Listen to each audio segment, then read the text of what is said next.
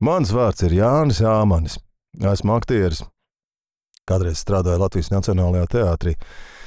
Tagad es piedalos dažādos projektos, kā arī filmās, seriālos. Tā nu es reiz kādā seriāla sakarā iepazinos ar Līgu Ķempi pie viņas studijām.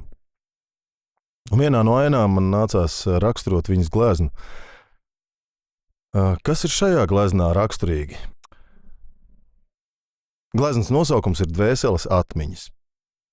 Gleznas izmērs 1 x 80 centimetri. Audekls eļļa. Šai gleznai ir raksturīgs Līgas zeltainais pieskāriens, ja tā varētu teikt. Gandrīz visās Līgas gleznās ir jūtama dzeltenā krāsa. Ja pa gabalu gleznu skatās, tad tev liekas, ka viņi ir tomēr apzeltīti. Varbūt tāpēc, ka Līga pati ir kā zelta gabaliņš.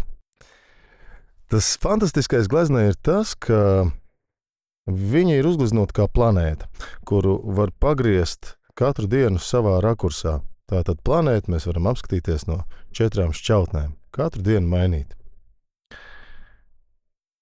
Fons melns. Ja iedomājas, ka ir nopilējis kaut kur silikons un uz viņa uzliek virsū poliuretāna krāsu, tad viņa atgrūžās un veidojas tāds aplīts ap punktiņu.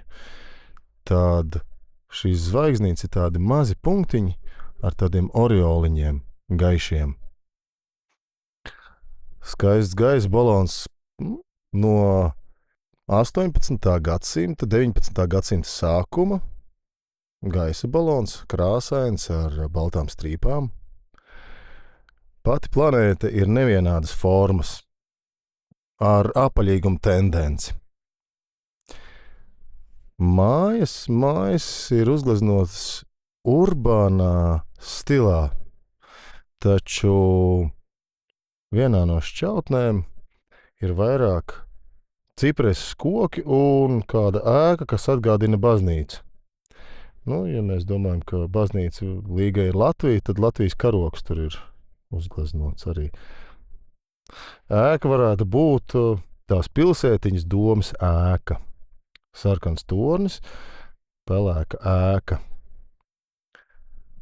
Ap pašu planētu ir kā tāds gaismas oriols, kad naktī iet pa mežu, var noteikt, kur ir pilsēta.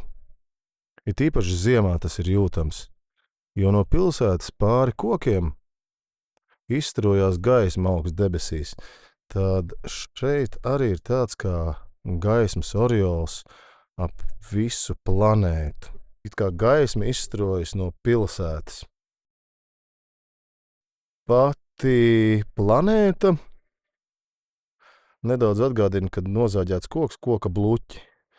Taču šīs te gadskārtas ir tā kā tādas rievainas kāpas, smilšu kāpas. Un tādas plaisas, kas nāk no sāniem, kas tā kā saplaisājas koks nedaudz. Ir 2 pilsētas, kas savieno liels tilts ar arkām. Ūdenī veidojās aplis no šīm arkām. Mājām sarkani jumti. Pārsvarā mājas ir pelēkā un dzeltenā krāsā. Un vienojošais faktors šim te visam ir vilciens vai tvaikonītis ar 2 vagoniem un 1 ogļu vagonu, no kura paņem ogles, lai piebērtu šim te tvaika dzinējam. Tad šis te vilcieniņš apvieno visas šīs pilsētas.